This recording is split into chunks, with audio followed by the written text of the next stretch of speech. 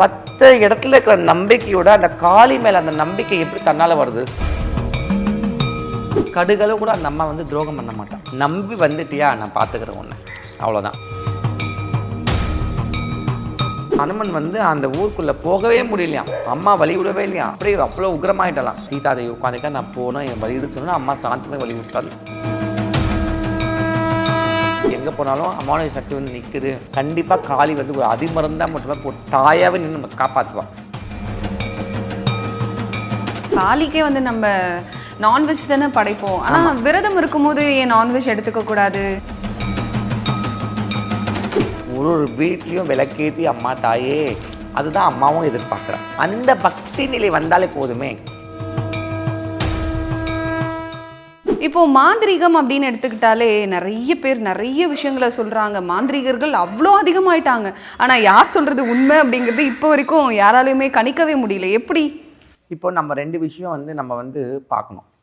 கம்பவுண்டருக்கும் டாக்டருக்கும் உள்ள வித்தியாசம் நம்ம வந்து ஐடென்டிஃபிகேஷன் பண்ணணும். உண்மையா இல்லையா? சரியா?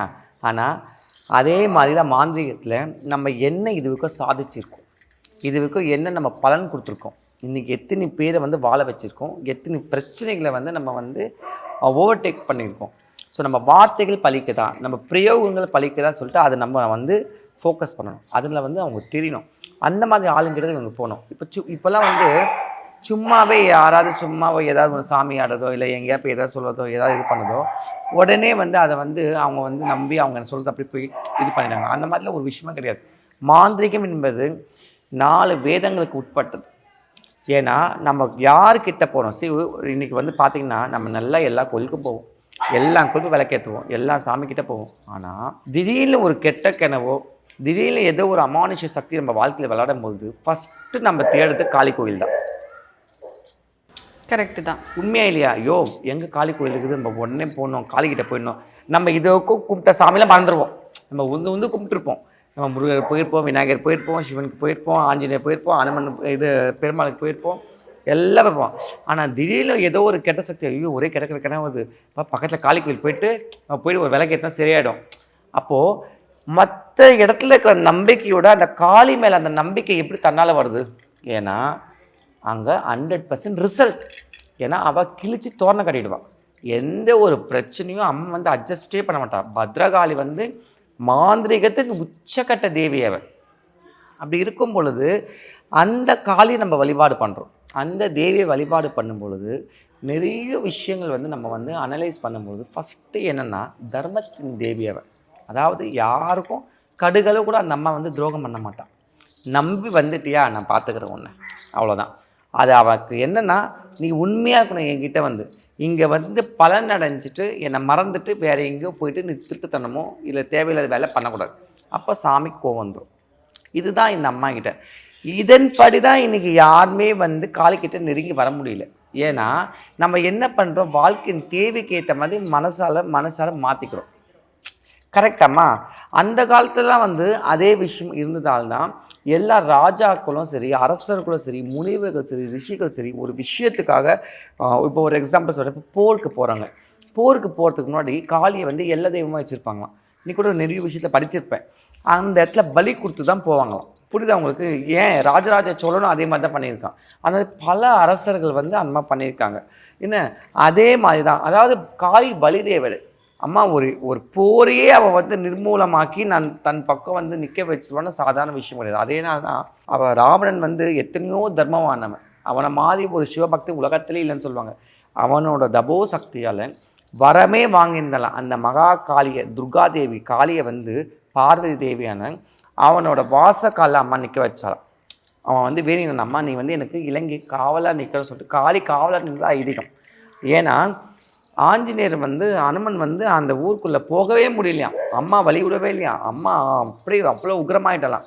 அப்புறமா ஹனுமன் வந்து காலில் விழுந்து, அம்மா தாயே உன்னால் அனுகிரகப்பட ஸ்ரீ ராமர் வந்து அமைச்சுக்கிறது சாந்தமா, அம்மா உள்ளே சீதாதேவி உட்காந்துக்கா, நான் போனோம் என் வழிவிடு சொன்னால் அம்மா சாந்தமாக வழி விட்டால் சொல்லி நம்ம புராணங்களை படிக்கிறோம். அப்போது அந்த பக்திக்கு எப்படிலாம் அம்மா வந்து இசை நிற்கிறாப்ப புரியுதா உங்களுக்கு? அதுக்கான பக்தி ரொம்ப முக்கியம். ஆமாம், உண்மையான பக்தி. அது இல்லாதவங்க காளிக்கிட்ட வரவே கூடாது நான் சொல்லுவேன். நான் என் இடத்துல கூட எப்பவுமே என்ன சொல்லுவேன்னா, உங்களால் விரதங்கள் கடுமையாக இருக்கும், கடுமையான ரொம்ப கஷ்டமான அதாவது கவுச்சி சாப்பிடாம எந்த ஒரு கெட்ட பழக்கமோ இல்லாமல் ட்ரிங்க்ஸ்லாம் சாப்பிடக்கூடாது. ஏன்னா அந்த மாதிரி உங்களால் முடியுமா, நீங்கள் என்கிட்ட வாங்க. ஏன்னா இந்த பரிகாரம் அந்த மாதிரி சக்தி வாய்ந்த பரிகாரம். இதில் நீங்கள் ஒரு தடவை உட்காந்து எழுந்துச்சுன்னா 100% ரிசல்ட் உனக்கு. பேச்சுக்கு அங்கே இடம் கிடையாது. நீ விரதம் இருக்கிறது உண்மை தானே, உன் வீட்டில் காளி வழிபாடு பண்ணுறது உண்மை தானே, இந்த ஹோமம் பண்ணுறது உண்மை தானே, அப்போ காளி உனக்கு வரப்போ பிரசாதமும் உண்மை தான். இப்படி தான் நான் சொல்கிறேன். நான் இதில் உங்களால் முடியல, இல்லை என்னால் அதெல்லாம் முடியாதுமா, நீங்களே பண்ணிக்குமா, நான் காசு கொடுத்துறேன், தயவுசெய்து என்கிட்ட வராதுங்க, போயிட்டு வாங்கன்னு சொல்லுவேன். இதை தான் மற்றவங்க பயன்படுத்திக்கிறாங்க. புரியுது? நம்ம சோம்பேறி ஆகிடுறோம், நம்ம லேசி ஆகிடுறோம். நம்மளுக்காக யாராவது மருந்து சாப்பிட முடியும்? எப்படி சாப்பிட முடியும்?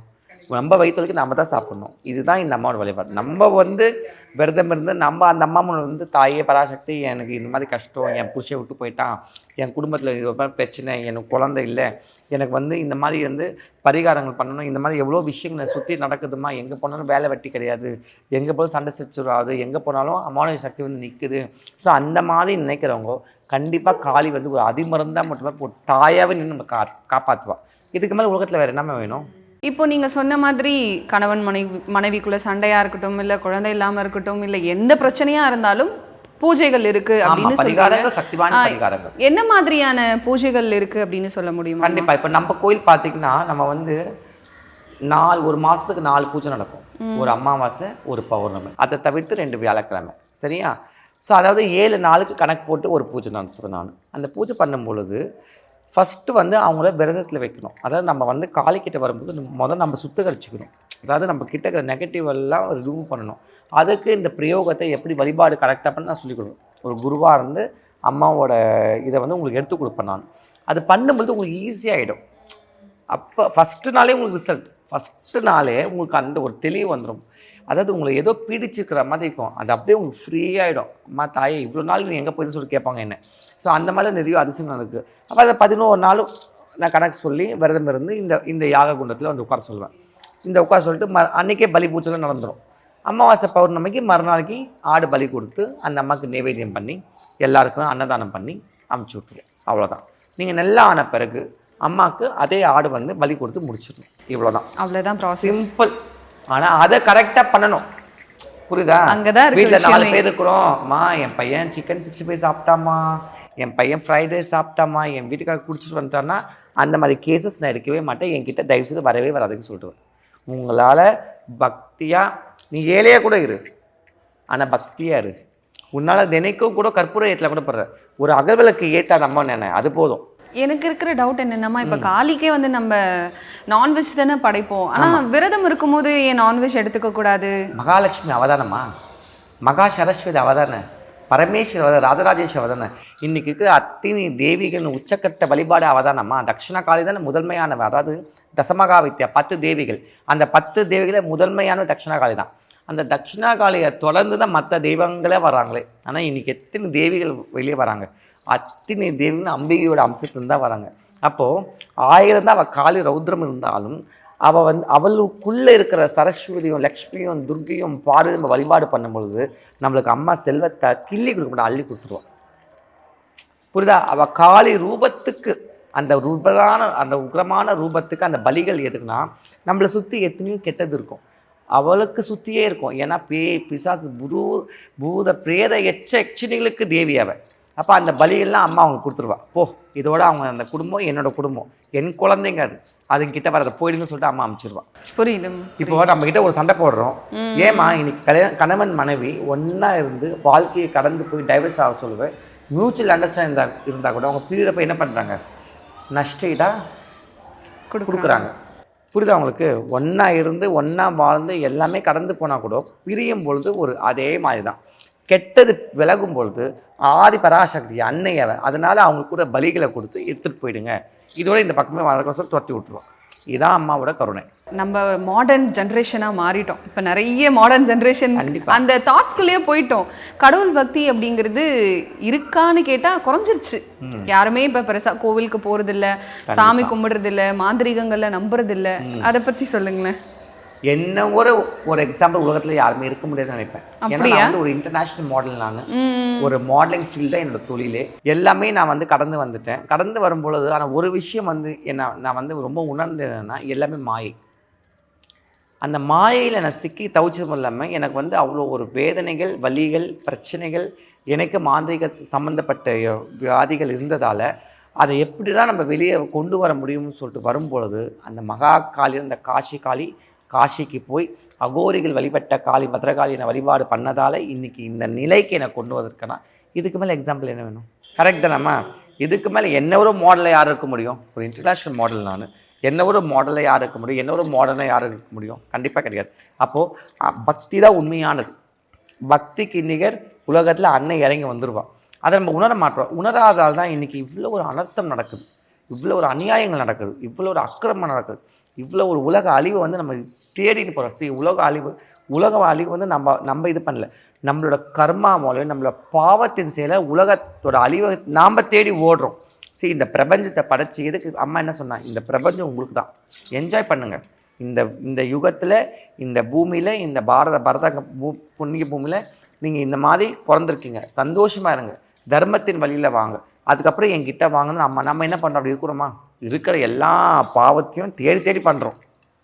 வர பாவத்தை கூட விட்டுறோம். தேடி தேடி தேடி தேடி எல்லா அக்கிரமும் பண்ணுறோம். எல்லாம் பண்ணிவிட்டு ஐயோ நான் சாமி கும்பிட்டேனே, நான் கோயில் போனேனே, இப்படி பண்ணனே, எப்படிம்மா அம்மா சரி செய்வா சொல்லுங்கள் பார்ப்போம். தர்மத்தில் நம்ம இருக்கும்போது நம்ம மனசாட்சிக்கே தெரியும். கரெக்டு தான். அதனால தான் நம்ம மனசாட்சியை வந்து கோயிலாக நம்ம நினைக்கிறோம். ஏன்னா தெய்வத்தை அங்கே உட்கார வைக்கிறோம். கரெக்ட் தானே? இன்றைக்கி கொரோனா வந்தது, உலகமே நாசமாக போச்சு, உண்மையாக இல்லையா? ஆனால் எல்லா கோயில்களும் சாத்தினாங்க, எல்லா மசூதிகளும் மூடிட்டாங்க, எல்லா சர்ச்சும். ஆனால் ஒரு வீடும் கோயிலாச்சா இல்லையா? கரெக்டாக இல்லையா? ஒரு வீட்லேயும் விளக்கேற்றி அம்மா தாயே சொல்ல அந்த அதை தான் நான் எதிர்பார்க்குறேன். அதுதான் அம்மாவும் எதிர்பார்க்குறேன். அந்த பக்தி நிலை வந்தாலே போதுமே. ஏன்னா ஐயோ அந்த சந்தில் ஒரு சாவு வந்துடுச்சு, கொரோனா வந்து நம்ம வீட்டு பக்கத்தில் சாவு போயிடுச்சு, நம்ம வீட்டில் இந்த ஒளி அம்மா தாயே அன்றைக்கி எத்தனை தாய்மா அழுதுருப்பாங்க, அம்மா என் குழந்தை குட்டியை பார்க்கணும். அந்த பக்தி நிலை வரணும். அந்த பக்தி நிலை எப்போ பயம் வர சொல்ல தான் வரும், சும்மா இருக்க சொல்ல வராது. சுனாமி வந்தது, ஐயோ பரவாயில்லையே நம்ம தப்பிச்சிக்கணுமே, என் புள்ளக்குட்டி தப்பிச்சிச்சு, ஐயோ அவங்க செத்துட்டாங்களே சொல்லி நினைக்கும் பொழுது அப்போ உன் புள்ளக்குட்டி மட்டும் நல்லா இருக்கணும் நம்ம நினைக்கிற தப்பு இல்லை, எல்லாருமே நல்லா இருக்கணும். அப்போ நம்ம எல்லாமே தர்மத்தோடு இருந்தால் தானே இந்த உலகத்தை அவள் காப்பாற்ற ஓடி வருவா. கரெக்ட் தானே? இவ்வளோதாம்மா. தர்மத்தின் வழியில் நிற்கும் பொழுது நம்மளுக்கு எதுவுமே கிட்ட வராது. அன்னை பக்கத்தோடு நின்று காப்பாற்றுவா. அதர்மத்தின் வழியை போகும் பொழுது எந்த பக்கம் என்ன வரணும்னு தெரியாது. அதெல்லாம் இப்போ தான் இருக்குது. ரோட்டில் போகிறோன்னு சொல்லுங்க, திடீர்னு செத்து போயிடுறாங்க. இந்த பக்கம் போகிறாங்க, திடீர்னு பஸ்ஸு கவுந்து வந்துடுது. இந்த பக்கம் போகிறாங்க, திடீர்னு ரேப் பண்ணிட்டு சாவடிச்சிடறானுங்க. என்ன எது எப்போ சாவு எங்கே வரும்னு தெரிய மாட்டுது. அன்பிரடிக்டபிள் திங்ஸ் நிறைய நடக்குது. திடீர்னு திருவண்ணாமலேருந்து உருண்டு போகுது, திடீர்னு வந்து மலைகள்லேருந்து சரிவு ஏற்படுது. அதாவது எதெல்லாம் வந்து நிலை சொல்லி நம்ம நினைக்கிறோம், இன்றைக்கி அது வந்து நிலை இல்லாமல் ஆகுது. ஏன்னா நம்ம மனது நிலை இல்லாமல் ஆயிடுச்சு. மனசோட கனெக்ஷன் தான் எல்லாமே. இந்த மனம் நிலையெல்லாம் ஆனதால், தெய்வ பக்தி இல்லாததால் இன்றைக்கி நம்ம உலகம் பிரபஞ்சத்தையே அம்மா அழிக்க ஆரம்பிச்சிட்டா. நாம் திருப்பி சமநிலைக்கு வரும்போது அன்னை சாந்தி ஆகும். அம்பாள் சாந்தியானா அந்த சராசரமும் சாந்தியமாயிடும். அப்போ நம்மளுக்கெல்லாம் நிம்மதியான ஒரு வாழ்க்கை கிடைக்கும். மாந்திரீகம் அது எல்லாமே உண்மை, நிறைய பேர் பண்ணுறாங்க, அதனால நிறைய குடும்பம் பாதிக்கப்படுது.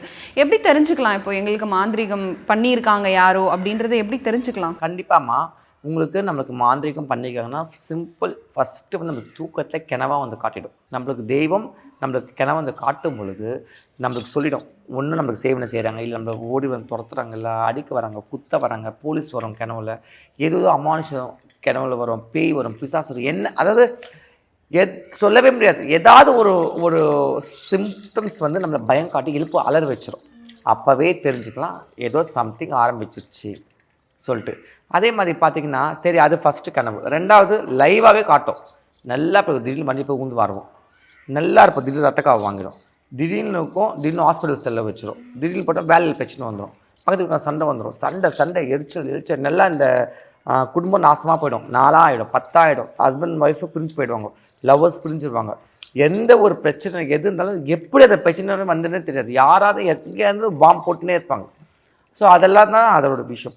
ஏன்னா மாந்திரிகத்தோடைய வந்து ஃபஸ்ட்டு அதெல்லாம் வந்து ஓவர்டேக் பண்ணி விடும். அப்படியே அடித்து உடச்சி பிச்சு பீஸ் ஆக்கிடுவாம்மா. கடைசியில் நம்மளுக்கு என்ன தேவையோ அது எல்லாமே ஒன்று சேர்த்து கையில் கொடுத்துருவோம். இந்த வச்சுக்கணும். காளி வழிபாடில் அப்படி தான். காளி வழிபாடில் ஃபஸ்ட்டு வந்து பியூரிட்டி ஆகணும். பியூரிட்டி ஆனது என்கிட்டே வர முடியும். நீ கெட்ட எண்ணங்களோட மற்றவங்களை அழிக்கணும், இவன் நாசம் பண்ணணும், அதெல்லாம் வச்சுக்கூடாது. உன்கிட்ட வந்தானா அவன் 100% நாசம் போயிடுவான். கெட்டவன் நான் முடிஞ்சிருச்சு. ஆனால் நீ உண்மையாக இங்கே வரணும். உன்னை அழிச்சிட்டானா நீ அழிக்கணும்னு நினைக்காத. தாயே வந்து அம்மா கிட்ட சரணாகதி ஆகும், அவள் அழிச்சிருவா.